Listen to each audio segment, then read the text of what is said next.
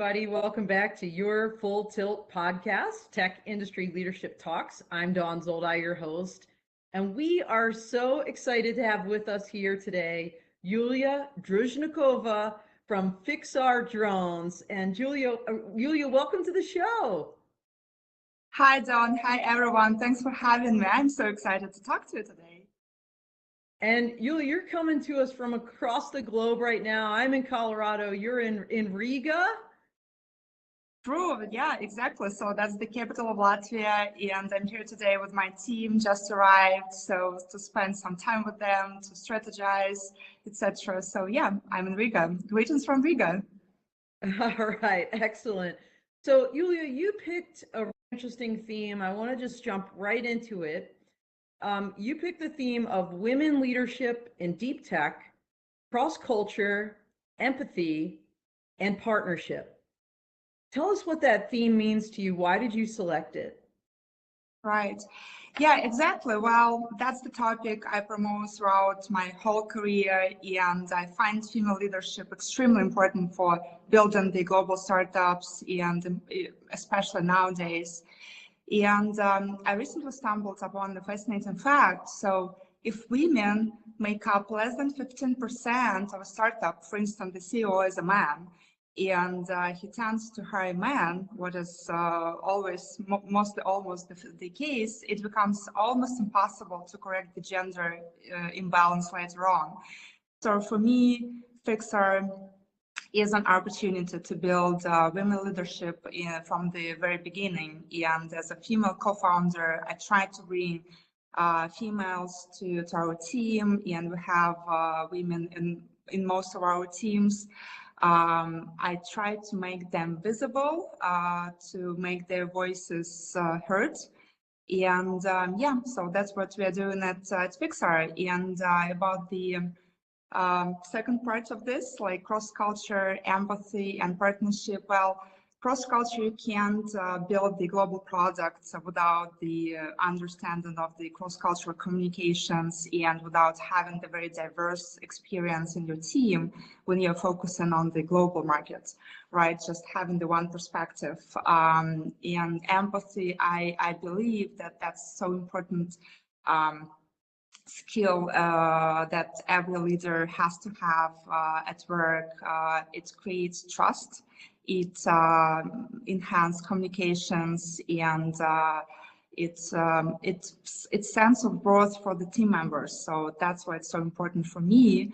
And partnership, well, it's all about partnership. So partnership is the foundation of, I believe, any success, especially now they say it takes a village to raise a child. Well, it's all about partnership. So find the right partner and you will be okay.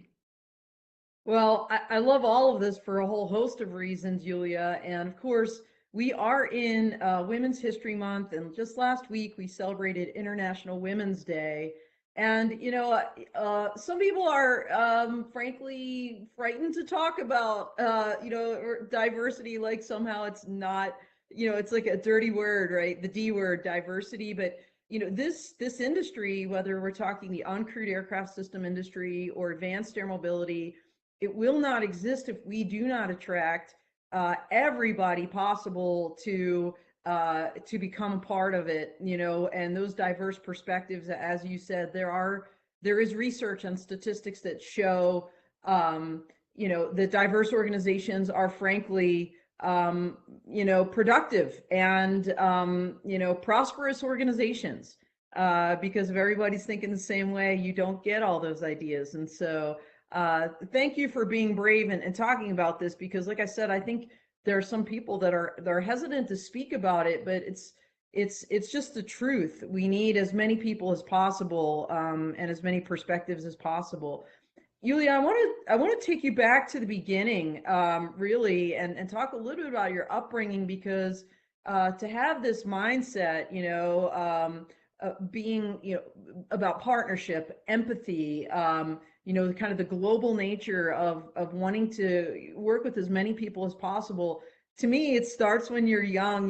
These ideas start forming from either your parents or your schooling or all of the above, your friends, your environment. So tell us a little bit about your background, where you're from, and a little bit about that upbringing. Oh yeah, absolutely. So actually, I was born in a very small city in Siberia, with less than 200 people of population. And fun fact, actually, about Siberians is many think they're resistant to cold. Actually, we are not. We just know how to put the warm clothes on. So that's what's also And probably that cold shower to close all your pores. I hear that's a good trick. exactly. So yeah, my friends laugh at me saying that I moved to Canada because the like it's enough cold for me. So Yeah. partially true. It was actually quite challenging growing up in such small community with very few opportunities out there. And although my parents get divorced when I was 15, I always felt supported, and I always was wondering, okay, what is outside of this small world? Yeah, and then my mom decided to move to a big city with me and my brother to raise to get us more opportunities for the education and career. That was tough, especially for mom as a single parent. Yeah, she did a great job. I don't know where I would be without this move. So yeah, and so then I started my education in business marketing. At the same time, I started my career actually at a very early age, at 17, and that was a great experience. So I studied longer at the university because I took this program to have the opportunity at the same time to work and to study. That was absolutely beneficial way for me, and yeah, so my actual first job was in the retail fashion business when I was promoting the different fashion and jewelry brands. That was fun. I had an opportunity to learn from our overseas colleagues from the US, from France, from UK, bringing the new brands to our region. And then at some point, I felt tired of thinking about the new bags that appeared on catwalks and parties with celebrities, and I thought, hey, the world should be bigger. So I ended up with the urban development firm where I was running the whole marketing communications to attract the investors, partners, and customers. And then 2008 came to this planet with all this crisis. So we didn't survive, unfortunately. And I was invited to join the PE firm, private equity firm. That was completely new world for me, new dimension, new markets, new people. So, but that was it was a challenge, and that's something I wanted to take. So I started to dig deeper to the capital markets, to the technology, and it was quite, not that dynamic structure because the PE firms, they do not act as venture capitalists. So I moved to the venture capital world, to the fund of funds, to attract new investors to the startups and promote the technology startups on the global landscape. So that was the opportunity to apply for the internship in the US, to join the fellows and the professional fellows program. And my placement was Mass Challenge. Still can't believe that I did it. I was the only female in that group. And I studied everything, how they run the business accelerator, how they work with the tech startups. So that was great. And then, so it was very clear for me that the tech space and venture capital is something I wanted to be close to. And I moved to the venture capital firm out of Luxembourg. And in a few years, we invested actually in FIXAR. That's how we met with the founder, and that's how all this journey started. So yeah, that's probably wasn't that brief. Wow. No, honestly, it's a great overview. I mean, where you are today, growing up in a small town in Siberia, ultimately moving with your, single mom at that point, your brother, to a bigger town. So taking you back to there, and we're going to walk through this a little bit. And I know we've got some cool photos we're going to weave in too. Um, you know, when you were growing up, right, with your mom and in those circumstances, was there any pivotal event that happened, besides the move itself, right, that really helped shape your viewpoint about women leadership? I mean, clearly you had a very strong woman leader in your mom for her to kind of take charge, say, okay, kids, we're moving to this other town, did it on her own. Was there anything that stood out that helped shape your thinking around women leadership and this idea of empathy and partnering during that time? Yeah, absolutely. So actually, I was lucky, despite the fact my mom was the single parent. She always found some opportunities to give us something more. And we had this initiative in our town. I don't know actually how it all happened, but the US teachers came to our town to bring the English lessons and to talk about the other topics we actually never heard before. A little bit about leadership, about the global agenda and other topics. So that was probably the first touch to something bigger, and that was something that opened the horizon that I never saw before, living in a really small town. So English language was the key thing just to open all of this. And after that, I was always thinking about, okay, how can I get to this, what is this gateway to this bigger world? So, and then I guess I was motivated, and then my mom helped a lot. So that was, I believe, the first kind of move, like eye-opening moments with this American camp, showing that actually, hey, the world is bigger, the opportunities are there, you can be anyone you want.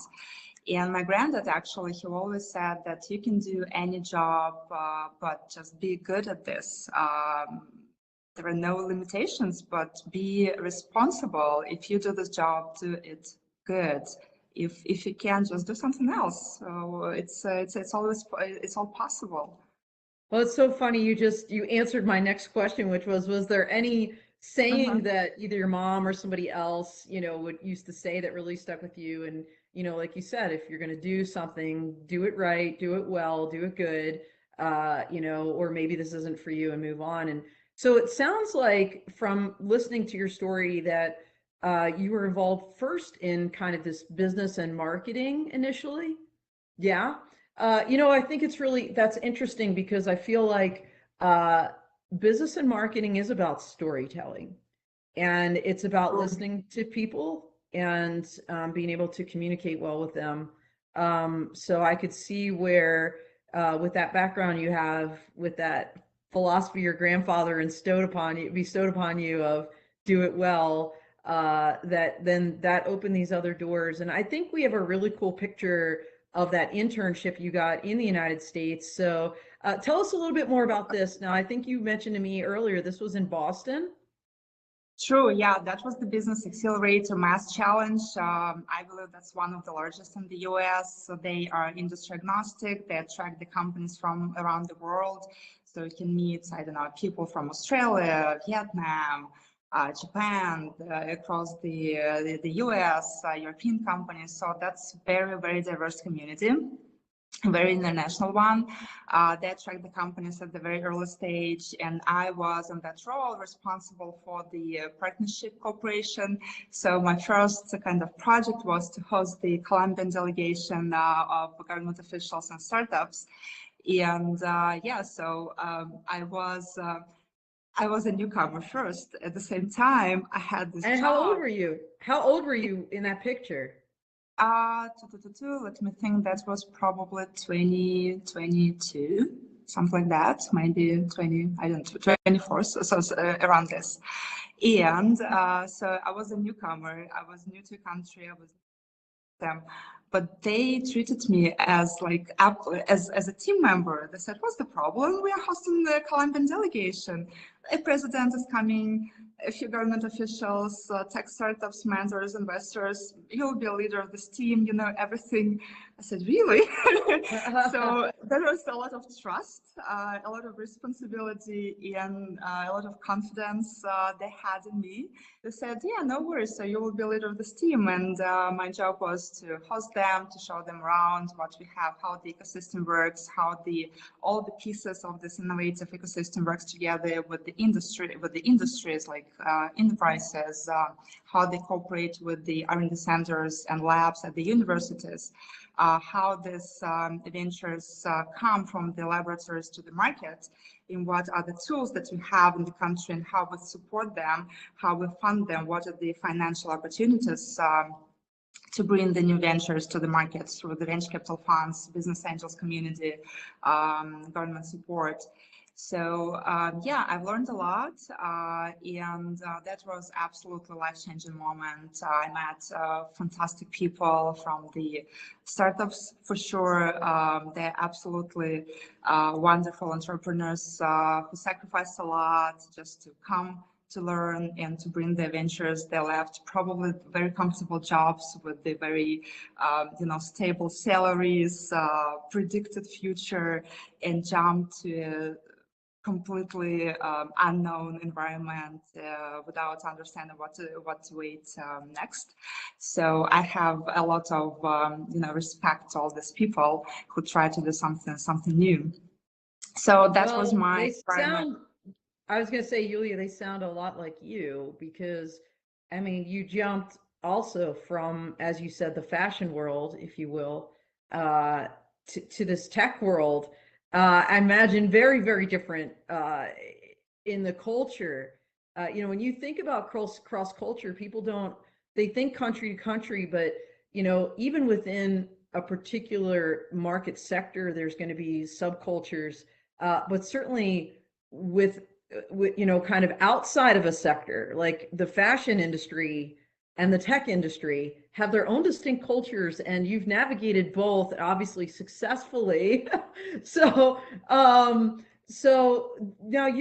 this was when you were with the Luxembourg VC group. I think we have a picture of that as well, if we could show that. There you are. So tell us about this picture. So yeah, that was one of the conferences.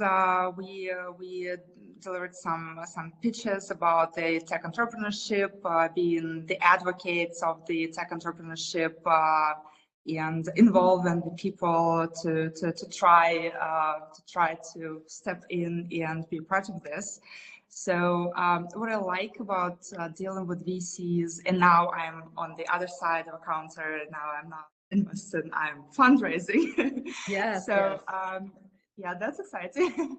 Yeah. So what I like about dealing with the VC world is there's so many wonderful professionals with global perspective, with absolutely amazing background. A lot of people come to VC world of careers, whether it's in enterprises or their own small businesses or in science.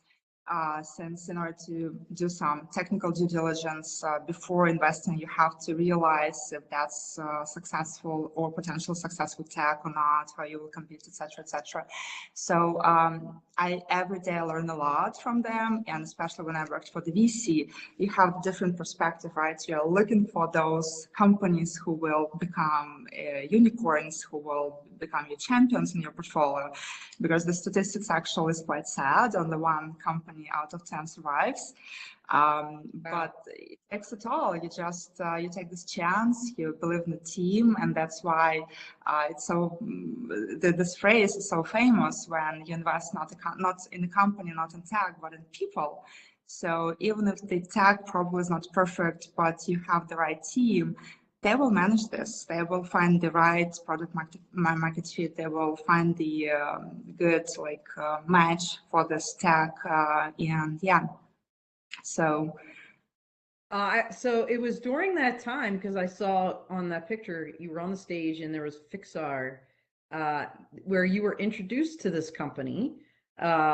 So tell me, what made you jump from kind of being on that VC side into the company? Tell me about that. It was crazy, actually. When I look back, oh my gosh. So We invested in FIXAR, and we started to actually spend a lot of time with the founder, Vasil Feinwaitz, who's the author of all our technologies and CEO. And we are working on IR, investment relations strategy, business development strategy, go-to-market strategy, all the other pieces of the global strategy of the company, and spent a lot of time together. And at some point he said, look, I'm an engineer and I need a business person to be a partner to drive the company further. So would you like to join me on this journey? And it was like, oh my gosh, that's actually what I always wanted. And I thought that's the wonderful opportunity. Well, first of all, Vasil is a fantastic person.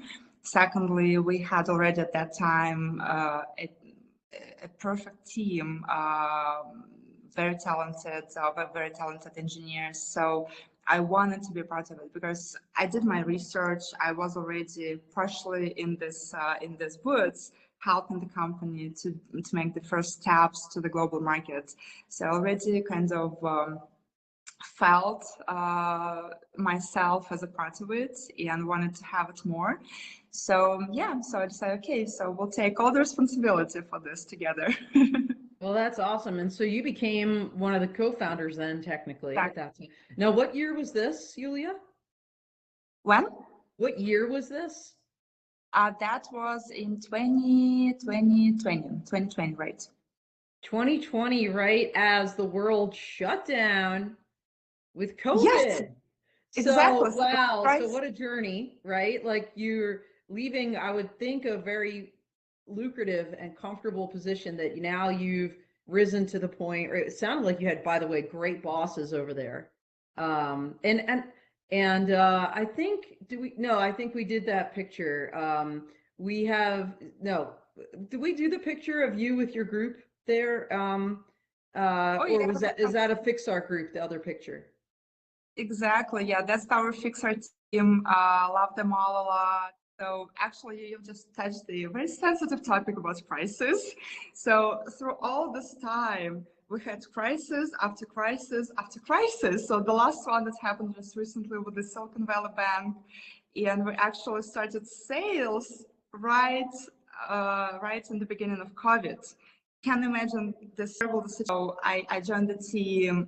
We had completely different plan how we would drive our first sales, how we would deliver our product to our early adopters, how we would collect feedback from them, make the first steps, etc. And then that's the COVID. You can travel, you can't, bring this product, and the drones, they are vehicles, so they require some test drives. And everything, we had a sense that everything was falling apart and nobody knew what to do with this. But even in this situation, we sat down with the team and said, okay, we can't change this. Like, this is the situation we have. Let's find a way how we can do what we can, manage the stuff you can manage, right? Right. And we found the way with the online demonstrations. We gave it a try. We said, okay, let's try. We can't just close our everything, right? It's not an option. And we started doing the online demonstrations, collecting the first orders, feedbacks, trying to polish our technology and finalize it, etc. Yeah, and then another crisis with the war, and then the Silicon Valley Bank, and then inflation. So, well, I wanted to think about this, answering this question, what happened? Life happens. I mean, that's life. Inside. Yeah. You will always face something that you never planned. You just have to be resilient, I would say. And having the right people on your team, you should manage this, right? There is no any other. Never give up. No, that well, there goes back to your grandfather, right? Do it well, or just don't do it. And I think one thing that, at least for some of us, right? I mean, it almost sounds like you were so global early in your life with some of the experiences you were able to have. So many other people are not. And I think COVID, in a weird way, opened up the global commerce in an unprecedented manner. This kind of Zoom culture, right, wrong, or otherwise, it's what people had to do to communicate. But yet it was like, oh, I can talk to somebody in Latvia and it's not an issue. Like whereas maybe they would have never met you, in a different circumstance. So, I feel like there was partnership because when if you didn't partner, you were home alone in your basement, right, by yourself. So, it was just a weird and different way of partnering. But at some point, the world opened back up, and I know we've got a cool picture of you with one of your drones. I think it's a 007, if I'm right. It's Right. okay. And you're in Canada. I I, love this drone. I love this drone, by the way. So tell us about this picture and when you finally got to get out there. Oh yeah, actually that was done exactly in the moment when we started doing the online demonstration. So that was the polygon where we were filming actually with our small team in Canada, filming the online demo, showing the software, the design, then virtually bringing our audience, let's say, to the field and showing Yeah. how to operate the drone from the very beginning. Um, it was actually quite successful webinar, and we still use all these materials since that. And yeah, so it was very challenging. Like you said, nobody knew what to do, but you had to do something. Otherwise, you will stuck in your basement totally alone, and probably some mental problems, etc. It never was an option. So at some point along the way, you moved to Canada. I think I missed that in our Right. discussion. Yeah. Now, was this after you jumped into FIXAR or before? It was actually quite almost in the same time. So we were Yeah. moving with my family, with my husband to Canada, and that was in 2018. So I was already working for the Luxembourg Fund out of Canada, and then we invested in Pixar. So it was like a step-by-step process. And yeah, so actually the fun fact about this, we invested in FIXAR. I was already in Canada, so we never met with my founder in person before. I mean, we made this life-changing decision for both of us Right. without never meeting each other in person. And we started Wow. talking to investors, and they always asked us, "Okay, how you met, guys?" We're always like in Zoom. I said, "Are you crazy? Like, how's that possible?" But yeah, that's the COVID time, and I hired all my team virtually and did the onboarding virtually, drafting all the scripts for sales, for the training, all remotely, and then only after 2 years, I believe, we met in person, and yeah, that was a very special moment. I Finally, bet I think your story in that regard is not super unique, especially kids coming out of school, for example, getting those first positions. Like you said, you were hiring people over Zoom, and I think so many folks were having to do things like that just to continue on. Looking back at your career, do you have any advice for to young people that are looking to break into the tech world? I mean, you've been so successful at it, really kind of novel path that you took to get where you are today. Is there anything looking back that you would love to share with folks that are out there from a leadership perspective, and any advice you would give to them? yeah, that's a great question. So I think for me, and what I would strongly advise to everyone is to find something that drives you. So fashion experience, retail experience was great. I loved what I was doing, but then something changed in your life and you are brought to the different domain. And I believe if you find something that really drives you and you have passion about this, you will be successful. At least you will get some, you will get some like motivation out of this and drive. And I also wanted to think that like try to become best, as my granddad said, in what you do, even if it's not your probably dream job yet, but you will bring this experience to your further milestone. So what I like about this current environment, when you like global world, when you can changing the industries from this world to the tech world, from fashion retail to another something. I'm not rejecting everything I have collected or have earned, like skills, network, and something.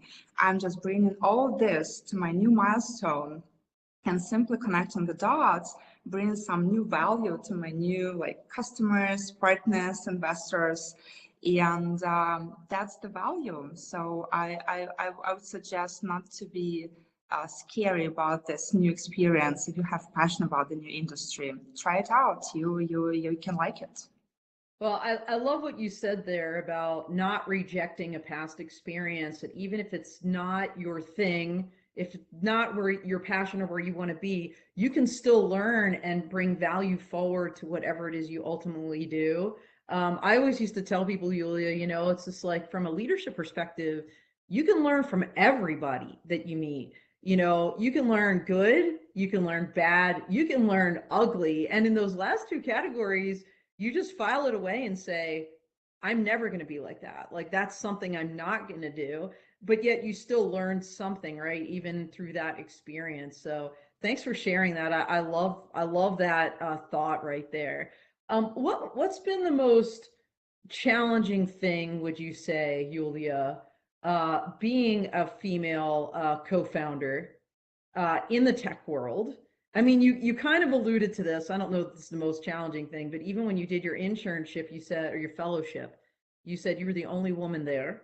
What would you say is the most challenging thing that you experienced as a woman leader, trying to lead with empathy and partnership, in kind of this global world? I just remember the funny story of another fantastic female founder. So she's doing completely like hardcore business. She's developing the treatment to clean the pipes. And completely not the female business at all. So at some Right. point when she was negotiating the deals and meetings with the European enterprises chief level people to sell this treatment to them and showcase how it works, they always asked her like it sounded like, do you have adults in the room? And at some point she hired actually at those meetings. And during the meetings, they addressed to him, meaning that like he's probably a leader of the company, she's just maybe assistant. But then when she started pitching them and explaining all the chemistry behind this product and everything, how it works, etc., everything like became came to the right the direction. But that was fun actually. That shows me that you just prove yourself that you have all the knowledge, all the competences to do this job, to be where you are, to lead the way you see this, and make yourself proud of what you do first, and then you will see how you are respected, how everyone takes you seriously, and yeah. So I believe that's the core thing. Also about the female leadership, I would say that we still, as the message I started with, we still see a lack of the females in the tech world. So I would like that the founders of the companies would be more open to hire women to join their teams in STEM, in engineering field, in piloting. By the way, we have a fantastic female in our team. She's the head of the demo engineers, and she's in Latvian national team of the different air modeling competitions. She's also actually one of the judges. She was invited by the AUVSI to judge some competitions. She's very young, she's so successful, she's fantastic. And everywhere I go in our drone space to attend different conferences, when they see FIXAR, a lot of the people reach out to me and say, please give our regards to Karina, because everyone knows her. Oh, that's so cool. Exactly, yeah. Yeah, you kind of alluded to it. You didn't say these words, but when I asked you about the challenges that you faced as a female or that you're seeing female leaders face, I'm just going to say it, and I know I'll get spears for this, but I don't care. This idea of bias, right? Because, for this person to, show up at a meeting and then have a male colleague with her, and then everybody be addressing that male colleague like he's in charge, even though she was the leader. I think we've all seen it. I know I've seen it, like when I drive through the gate at military bases, right? I'm the retired colonel. My husband's in the car. Granted, he looks like a Marine. He's got the shaved head and he's very fit, but they salute him. Like once I was no longer in uniform and I was just Yeah. in the car, they see the two of us and the assumption is, oh, the guy has to be the military member. He must be, right, the colonel or whatever. So, but I agree with you. I think once, people hear you, they realize the competency that you bring, then you can overcome these challenges. And it also sounds like a challenge that you're facing in the tech world is not having a lot of other women to hire, to work with. I love that you're making a deliberate effort because, frankly, it takes that. You have to find these diamonds and these gems that are out there that nobody knows are even out there. And so, Yulia, that's why I love that you're on the show because we've been doing this show since last year. I'm going to say around June we started the full tilt and full crew series. You are number 4. You are the 4th woman I've had on this show, and I've been like begging. I'm just like, where are the women leaders in tech to be on this show? Because again, to give that other perspective, to give another perspective, I think is really, really critical. So we are, as always, time is flying. And, you mentioned you have a husband. Somewhere along the way, you met him and married him and took him to Canada. So tell me a little bit, if you're comfortable, tell me a little bit about balance in your life. Because look, you're hard charging, you're now trying to do a fundraise in the midst of, well, it was first COVID and then, inflation and then this last SVC bank collapse, which I think we're still not sure how that's going to impact so many tech companies right now. But in the midst of all this, you have a life, presumably. And how do you do that? Like, what are your tips, or what is your advice about balance in your life? Oof, that's tough. Yeah, see? That's not easy.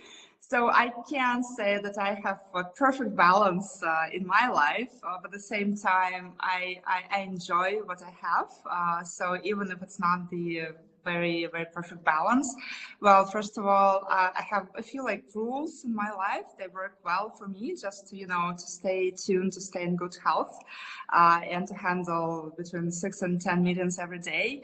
I walk a lot. I try to walk between like 8 and 10 kilometers every day. Just put some podcasts like yours or audiobooks, just to fresh up the mind. Despite the weather, just go outside, get some fresh air. So is that a rule? Like you said, you had rules. I want to know Yulia's rules for balance. Yeah. So the first one, go outside, get some fresh air, walk a little bit, at least walk if you're not in the fit for some workouts, just walk a little bit, just at least. And then I try to spend my weekends with my family, with my friends. And drink pretty much a lot of water just to keep good health. Exactly. Yeah. Cheers. So, but so yeah, and sleep, actually, sleep is critical. So if you have enough sleep, you will be good. Just don't try to replace sleep with some I don't know, new pitch deck or some more meetings that will not bring that efficiency. Put everything on pause, sleep a little bit, you will feel much better, you will get more results. So that's a few very basic rules that keep driving all this forward. So just a little bit. No, I love those rules. there are little things, even like just, drink water throughout the day, that makes such a difference. I mean, if you're not doing things like this, you're not taking care of yourself. If you're not taking care of yourself, you're not good to anybody else. That's the bottom line, whether it's your family, whether it's your team, your customers, clients, it just doesn't matter. So we are getting super close to the end here, which is, I knew this was going to happen. We do a little lightning round at the end here, Yulia, that I want to take a minute or two to make sure we fit in. And it's 3 questions I ask pretty rapidly. So are you ready? Yes. Okay. All right. Number 1, what's your favorite book? Oh, about leadership or like It random? can be about anything. Any favorite book, doesn't matter. No constraints. Oh, okay. So speaking about leadership, I guess everyone knows Sheryl Sandberg. Well, she's the best. And I read her book in a while ago, I guess, when it was issued. If anyone missed it, I strongly recommend not every female, but actually males only should read it, because it has a lot in it. So it's a fantastic book. The another one I liked a lot, it's completely outside of leadership, but it brings different perspective on how the world actually runs and how to analyze this big data and how to see the big picture if you're stuck on something. That's the book Factfulness. I can't come up with the author right now, but I will Google it for you. So Factfulness, it's written by scientist from Netherlands, and it's about how to analyze the big data and how to actually make the how to come with the right conclusions when you're surrounded with a lot of the different numbers, a lot of the different trends, how to really figure out what's going on and where to channel all your efforts, let's say in business, let's say how to realize what's right or what's wrong. So it's split to a few chapters, and yeah, that's fantastic, absolutely fantastic piece. I believe everyone will like it. Well, that sounds like something we all need, honestly. And then number 2, who's your hero? Oh, well, definitely my mom. She's my main investor. She's my everything. Everyone.